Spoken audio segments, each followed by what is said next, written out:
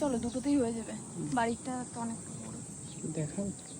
এই যে দুটো টমেটো কাঁচা।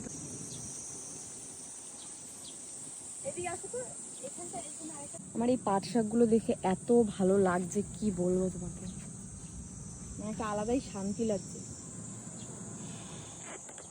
নিজের হাতে কিছু লাগালে মানে মজাটাই দ্বিগুণ। আর এই যে হচ্ছে উচ্ছে গাছ, উচ্ছে গাছে উচ্ছেও ধরেছে, একটু দেখো কই সেটা বলে।